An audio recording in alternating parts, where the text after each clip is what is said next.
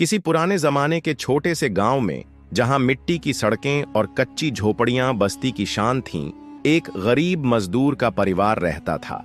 उस परिवार का नाम था हसन और उसका बेटा यूसुफ गांव का सबसे मेहनती और नेक दिल लड़का था। यूसुफ की उम्र मुश्किल से 16 बरस की थी, मगर उसका चेहरा मेहनत की थकान और आंखों में सब्र की चमक लिए हुए था। उसकी झोपड़ी, जो बांस और फूस से बनी थी, गांव के आखिरी छोर पर थी। दिन भर वह गांव के जमींदारों के खेतों में पसीना बहाता, गेहूं की बाली काटता या फिर मिट्टी के भारी गट्ठर ढोता। मगर उसका दिल कभी मेहनत से नहीं थकता था, क्योंकि उसकी जिंदगी का एक ही उसूल था, अल्लाह की इबादत और नेकी का रास्ता। यूसुफ की मां आयशा एक बीमार और कमजोर औरत थीं, जो अपनी छोटी सी झोपड़ी में दिन रात अल्लाह का शुक्र अदा करती थी। हालांकि उनके पास कुछ न था। वह अक्सर यूसुफ को कहती, बेटा, सब्र और इबादत इंसान को वह मकाम दे सकती है जो सोने चांदी से भी नहीं मिलता। यूसुफ इन बातों को अपने दिल में बसा लेता और हर सुबह जब सूरज की पहली किरण उसकी झोपड़ी पर पड़ती, वह उठकर की नमाज पढ़ता। फिर चाहे कितनी भी थकान क्यों न हो, वह मस्जिद की ओर चल पड़ता, जहां गांव का पुराना मस्जिद था, जिसके मीनार अब पुराने हो चले थे। गांव की मस्जिद में एक बुजुर्ग मुअज्जिन थे, मौलवी अब्दुल्लाह, जिनकी आवाज में अब वह दम खम नहीं रहा था। फिर भी उनकी अजान गांव के कोने कोने तक पहुंचती थी। यूसुफ हर नमाज के लिए मस्जिद समय पर पहुंचता और मौलवी साहब के पास बैठकर कुरान की तिलावत सुनता। मौलवी साहब को यूसुफ की लगन बहुत पसंद थी। वह अक्सर उसे कहते, यूसुफ, तुम्हारे दिल में अल्लाह का नूर है, यह नूर तुम्हें एक दिन बहुत ऊंचा मकाम देगा। यूसुफ शर्माता और कहता, मौलवी साहब, मैं तो बस एक मजदूर हूं, मेरी औकात क्या है। मगर मौलवी साहब मुस्कुराते और कहते, अल्लाह की नजर में कोई छोटा बड़ा नहीं, बस नेक दिल चाहिए। एक दिन जब यूसुफ खेतों में काम कर रहा था, गांव में एक खबर फैली कि मौलवी अब्दुल्लाह की तबीयत बहुत खराब हो गई है। उनकी आवाज अब अजान देने लायक नहीं रही थी। गांव वालों में चर्चा होने लगी कि अब मस्जिद का मुअज्जिन कौन बनेगा। कुछ लोग कहते, हमें किसी बड़े शहर से मुअज्जिन बुलाना होगा, तो कुछ कहते, गांव में कोई ऐसा नहीं जो इस जिम्मेदारी को निभा सके। यूसुफ ने यह सब सुना, मगर चुप रहा। उसके दिल में एक अजीब सी बेचैनी थी। वह सोचता, काश मैं मौलवी साहब की तरह अजान दे पाता, मगर मैं तो एक मजदूर हूं, मेरी क्या हिम्मत। उसी रात जब यूसुफ अपनी झोपड़ी में मां के पास बैठा था, आयशा ने उसकी उदासी देखी। उन्होंने पूछा, क्या बात है बेटा, तुम्हारा चेहरा क्यों मायूस है। यूसुफ ने सारी बात बताई। आयशा ने मुस्कुराते हुए कहा, बेटा, अल्लाह जिसे चुनता है उसे कोई रोक नहीं सकता। तुम अपनी इबादत और सब्र से अल्लाह को राजी करो, बाकी उसकी मर्जी। यूसुफ ने मां की बात सुनी और रात को तहज्जुद में खूब दुआ मांगी। उसने अल्लाह से कहा, ऐ मेरे रब, अगर मेरे नसीब में मस्जिद की खिदमत है तो मुझे वह ताकत दे। गांव की हवा में अब उदासी छाई थी। मौलवी अब्दुल्लाह की तबीयत दिन ब दिन बिगड़ती जा रही थी और उनकी कमजोर आवाज अब मस्जिद के मीनार से अजान की शक्ल में गूंज नहीं पाती थी। गांव वालों का मन मस्जिद की खामोशी से बेचैन था। हर कोई चाहता था कि कोई नया मुअज्जिन आए जो अल्लाह के घर को फिर से अपनी आवाज से गुलजार कर दे। मगर गांव में ऐसा कोई न था जिसे यह जिम्मेदारी सौंपी जा सके। यूसुफ, जो हर नमाज के लिए मस्जिद पहुंचता, इस खामोशी को अपने दिल में महसूस करता। उसका मन बेचैन था, मगर वह अपनी औकात से बाहर सोचने की हिम्मत न करता। वह खेतों में मजदूरी करता और शाम को मस्जिद में इबादत। उसका दिल कहता था कि अल्लाह उसकी दुआ जरूर कबूल करेगा, मगर उसका डर उसे रोकता था। एक दिन जब सूरज ढल रहा था और गांव की गलियां सुनसान हो रही थीं, एक अनहोनी घटना घटी। गांव के बड़े जमींदार हाजी साहब, जो मस्जिद की देखरेख का जिम्मा रखते थे, ने ऐलान किया कि अगले जुमे को मस्जिद में एक नया मुअज्जिन चुना जाएगा। उन्होंने गांव वालों को बुलाया और कहा, जो भी अल्लाह की खिदमत के लिए अपनी आवाज देना चाहता है, वह जुमे की नमाज के बाद मस्जिद में आए और अजान दे। मौलवी अब्दुल्लाह खुद उसकी आवाज सुनकर फैसला करेंगे। यह खबर गांव में आग की तरह फैल गई। कुछ नौजवानों ने हिम्मत दिखाई और अपने नाम लिखवाए, मगर ज्यादातर लोग हंसते हुए कहते, हमारी आवाज में वह बात कहां, यह काम तो किसी बड़े शहर के मुअज्जिन के लिए है। यूसुफ ने यह खबर सुनी तो उसका दिल जोर जोर से धड़कने लगा। वह खेतों में फावड़ा चलाते हुए सोच में डूब गया। क्या मैं अपनी आवाज आजमाऊं? मगर अगर मैं नाकाम रहा तो गांव वाले मेरा मजाक उड़ाएंगे। मेरी मां का क्या होगा? लोग कहेंगे, एक मजदूर की इतनी हिम्मत। उसकी रातें बेचैनी में कटने लगीं। वह तहज्जुद में उठकर अल्लाह से हिम्मत मांगता और कहता, ऐ मेरे रब, मुझे वह ताकत दे कि मैं तेरे घर की खिदमत कर सकूं, मगर मेरे दिल का डर दूर कर। इसी बीच एक और मुसीबत आ खड़ी हुई। यूसुफ की मां आयशा की तबीयत और बिगड़ गई। वह बुखार में तपने लगीं और गांव के हकीम ने कहा कि उन्हें दवा के लिए पैसों की जरूरत पड़ेगी। यूसुफ के पास जो थोड़ा बहुत पैसा था वह खेतों की मजदूरी से आता था, मगर वह मां की दवा के लिए काफी न था। उसने सोचा कि वह और मेहनत करेगा, रात को भी काम करेगा, मगर उसका शरीर अब थकने लगा था। एक रात जब वह मां के सिर पर गीला कपड़ा रखकर बैठा था, आयशा ने उसका हाथ पकड़ा और कहा, बेटा, अल्लाह पर भरोसा रख, ये दुनिया का इम्तिहान है। अगर तू मस्जिद की खिदमत के लिए आगे बढ़ेगा तो अल्लाह तेरे लिए रास्ता निकालेगा। यूसुफ की आंखों में आंसू आ गए। उसने मां से वादा किया कि वह अपनी हिम्मत नहीं हारेगा। जुमे का दिन आया। गांव की मस्जिद में भीड़ जमा थी। नमाज के बाद हाजी साहब ने उन नौजवानों को बुलाया जिन्होंने मुअज्जिन बनने की ख्वाहिश जताई थी। यूसुफ भी चुपके से मस्जिद के एक कोने में खड़ा था। उसका दिल जोर जोर से धड़क रहा था। एक एक करके नौजवान आगे आए और अपनी अजान दी।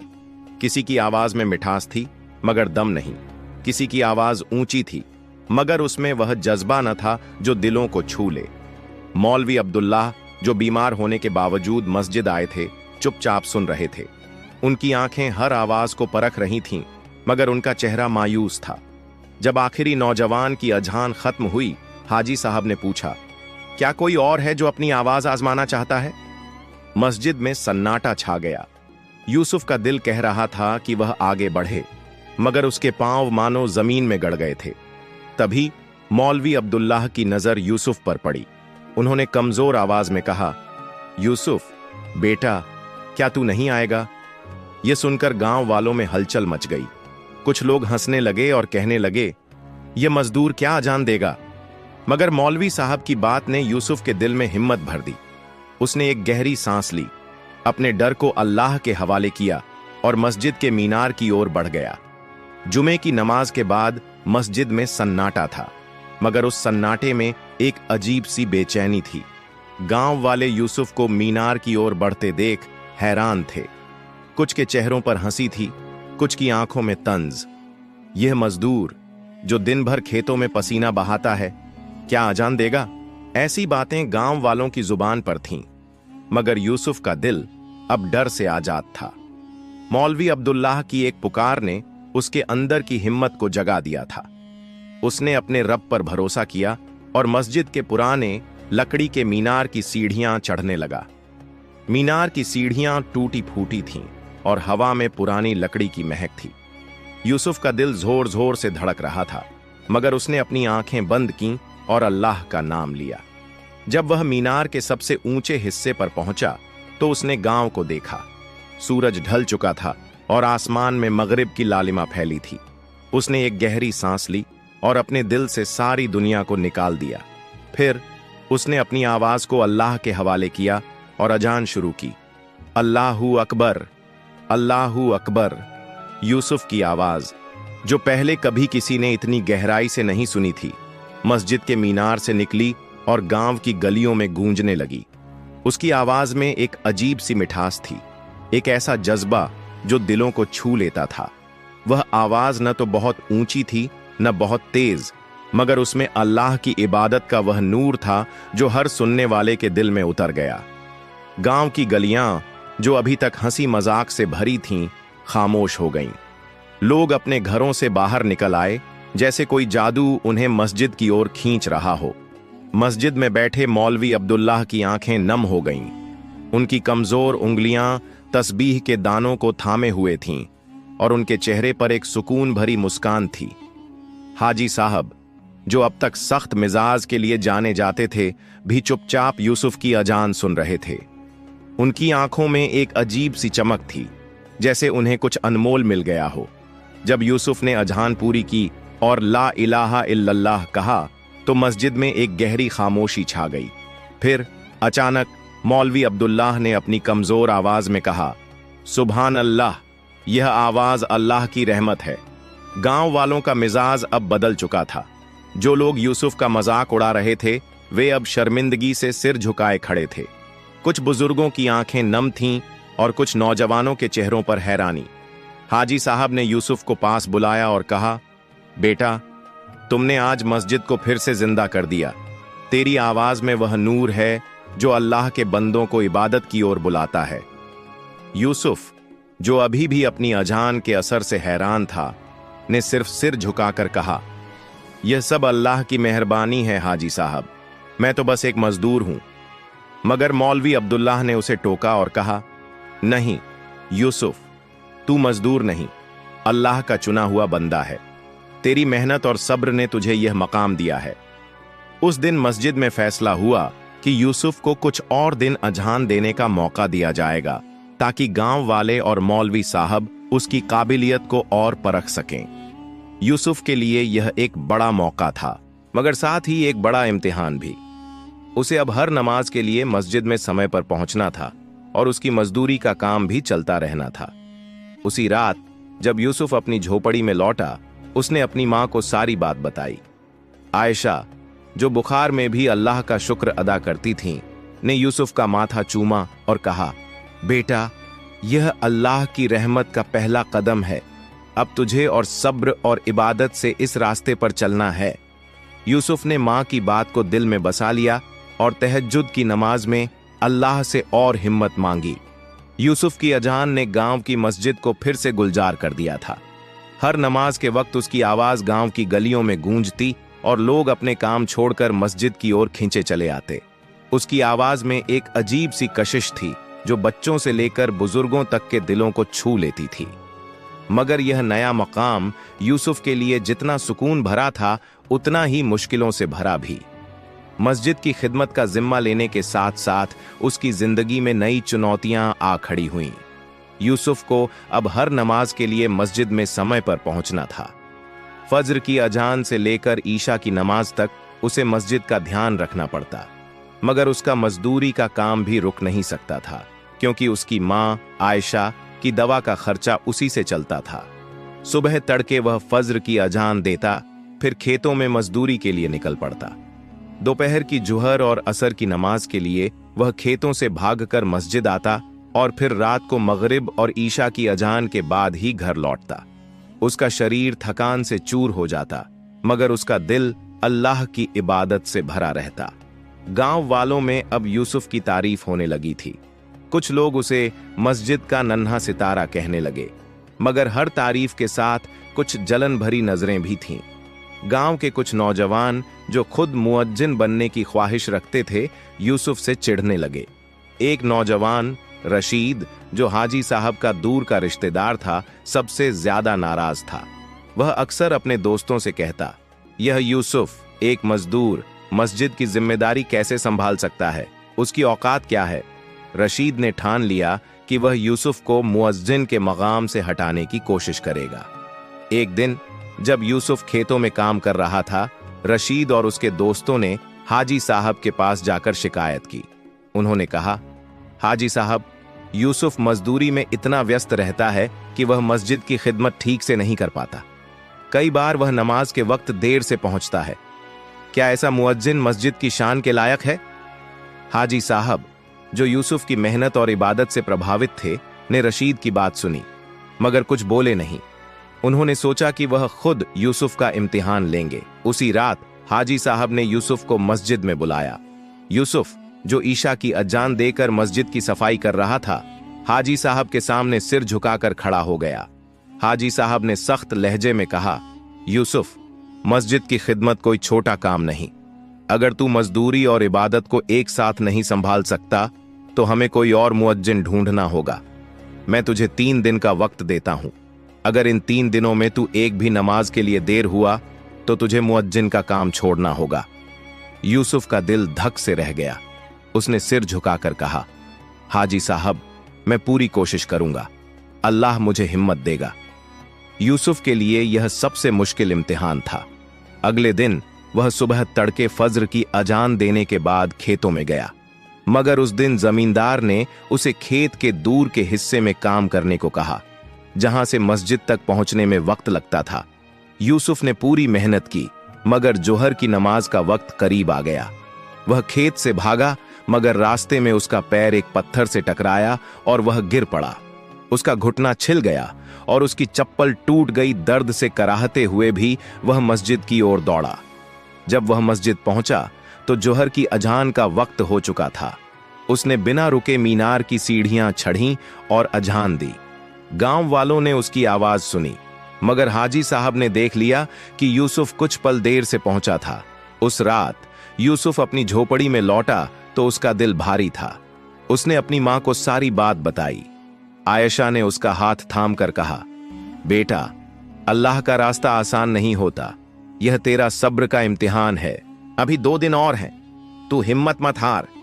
यूसुफ ने मां की बात सुनी और तहज्जुद में अल्लाह से दुआ मांगी, ऐ मेरे रब, मुझे इतनी ताकत दे कि मैं तेरी खिदमत में कोई कमी न छोड़ूं। यूसुफ के लिए हाजी साहब का दिया हुआ 3 दिन का इम्तिहान अब और सख्त हो चला था। पहला दिन उसकी देरी की वजह से मुश्किल में बीता और अब सिर्फ 2 दिन बाकी थे। उसका शरीर थकान से टूट रहा था, घुटने का जख्म अभी भी दर्द देता था और मां की दवा का खर्चा भी सिर पर था। मगर यूसुफ का दिल अल्लाह पर यकीन से भरा था।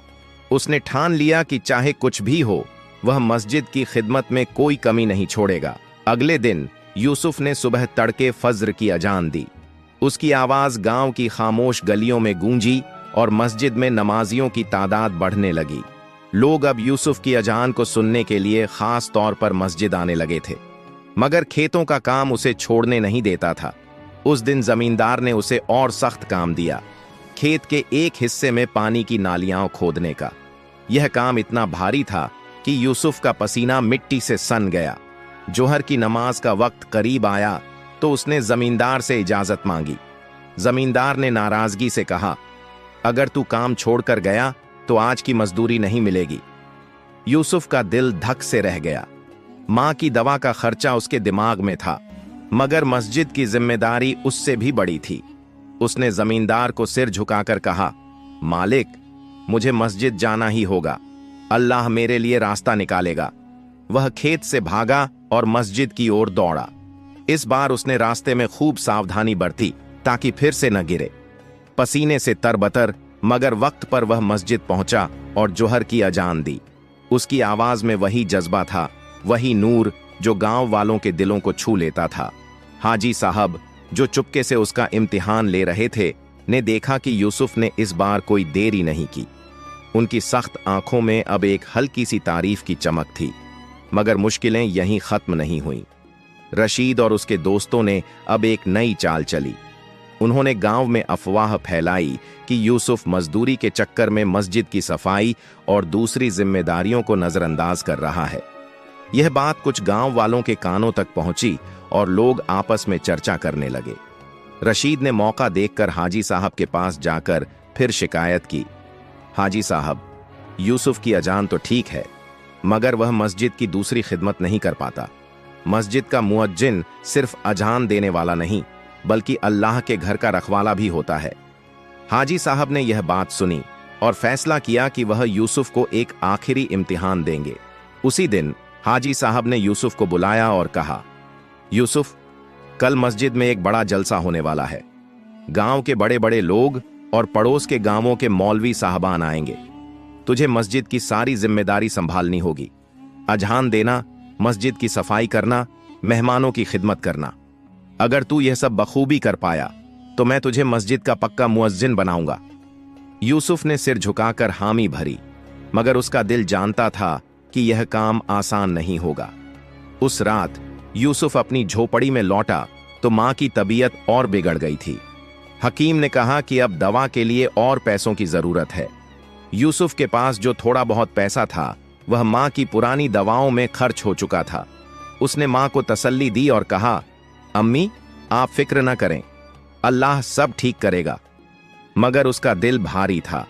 वह तहज्जुद में उठा और अल्लाह से रो रो कर दुआ मांगी, ऐ मेरे रब, मेरी माँ को शिफा दे और मुझे इतनी हिम्मत दे कि मैं तेरे घर की खिदमत में कोई कमी न छोड़ूं। अगला दिन आया। यूसुफ ने सुबह तड़के मस्जिद की सफाई शुरू की। उसने फर्श को झाड़ा, चिरागों को तेल से भरा और मस्जिद के आंगन को पानी से धोया। फज्र की अजान दी, फिर जल्दी से खेतों में काम करने चला गया। दिन भर वह मस्जिद और खेतों के बीच दौड़ता रहा। जब जलसे का वक्त आया तो मस्जिद मेहमानों से भर गई। यूसुफ ने एक एक मेहमान की खिदमत की, पानी पिलाया और हर नमाज की अजान वक्त पर दी। उसकी मेहनत और सब्र देखकर हाजी साहब का दिल पिघल गया। जलसे के आखिर में जब मौलवी अब्दुल्लाह ने यूसुफ की तारीफ की तो हाजी साहब ने ऐलान किया, यूसुफ, तूने अपने सब्र और इबादत से साबित कर दिया कि तू मस्जिद की खिदमत के लायक है। आज से तू इस मस्जिद का पक्का मुअज्जिन है। यूसुफ का मुअज्जिन बनना गांव के लिए किसी करिश्मे से कम न था। उसकी अजान अब हर दिल में बस गई थी और मस्जिद की रौनक दिन ब दिन बढ़ रही थी। हाजी साहब के ऐलान के बाद गांव वालों ने यूसुफ को दिल से कबूल कर लिया। जो लोग पहले उसका मजाक उड़ाते थे वे अब उसकी मेहनत और सब्र की मिसालें देने लगे। मगर यूसुफ का दिल अभी भी अपनी माँ आयशा की सेहत की फिक्र में डूबा था। वह जानता था कि अल्लाह ने उसे मस्जिद का मकाम तो दे दिया, मगर उसकी जिंदगी का असली इम्तिहान अभी बाकी था, अपनी माँ को सेहतमंद देखना। हाजी साहब ने यूसुफ को मुअज्जिन की जिम्मेदारी के साथ साथ मस्जिद से एक छोटी सी तनख्वाह भी तय कर दी। यह तनख्वाह भले ही ज्यादा न थी, मगर यूसुफ के लिए यह किसी खजाने से कम न थी। उसने सबसे पहले अपनी माँ के लिए दवाएं खरीदी और गांव के हकीम को बुलाकर उनका इलाज शुरू करवाया। आयशा की सेहत में धीरे धीरे सुधार होने लगा। उनकी आंखों में अब वह चमक लौट रही थी जो बीमारी ने छीन ली थी। एक रात जब यूसुफ माँ के पास बैठा था, आयशा ने उसका हाथ थामकर कहा, बेटा, तूने अपने सब्र और इबादत से अल्लाह को राजी कर लिया। यह माँ का दिल कहता है कि अब तेरा हर दुख दूर होगा। यूसुफ की आंखें नम हो गईं और उसने माँ से वादा किया कि वह कभी अल्लाह की इबादत और नेकी का रास्ता नहीं छोड़ेगा। गांव में यूसुफ की इज्जत अब और बढ़ गई। मौलवी अब्दुल्लाह, जो अब अपनी बीमारी की वजह से मस्जिद कम ही आ पाते थे, ने यूसुफ को अपने पास बुलाया। उन्होंने अपनी पुरानी तस्बीह यूसुफ को दी और कहा, बेटा, यह तस्बीह मेरे बाप दादा की निशानी है, इसे तू संभाल कर रख। तूने मेरे दिल का बोझ हल्का कर दिया। अब मुझे यकीन है कि यह मस्जिद तेरे हाथों में महफूज है। यूसुफ ने तस्बीह को आदर से लिया और मौलवी साहब के पांव छूकर उनकी दुआ ली। इसी बीच रशीद, जो यूसुफ से जलन रखता था, भी बदल गया। एक दिन वह चुपके से मस्जिद आया और यूसुफ से मिला। उसने शर्मिंदगी से सिर झुकाकर कहा, यूसुफ, मैंने तेरे खिलाफ गलत बातें की, मगर तेरी मेहनत और इबादत ने मुझे गलत साबित कर दिया। मुझे माफ कर दे। यूसुफ ने मुस्कुराकर कहा, रशीद, अल्लाह सबको माफ करने वाला है। मैं तुझसे कोई शिकवा नहीं रखता। उस दिन के बाद रशीद यूसुफ का दोस्त बन गया और मस्जिद की खिदमत में उसकी मदद करने लगा। कुछ महीनों बाद आयशा पूरी तरह से ठीक हो गईं। यूसुफ ने अपनी तनख्वाह से थोड़ा थोड़ा पैसा जोड़कर अपनी झोपड़ी को भी ठीक करवाया।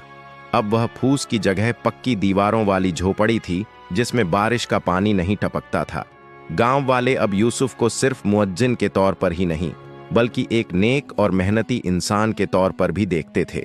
हाजी साहब ने मस्जिद की मरम्मत के लिए गांव वालों से चंदा इकट्ठा किया और यूसुफ की देखरेख में मस्जिद के मीनार को फिर से चमकाया गया।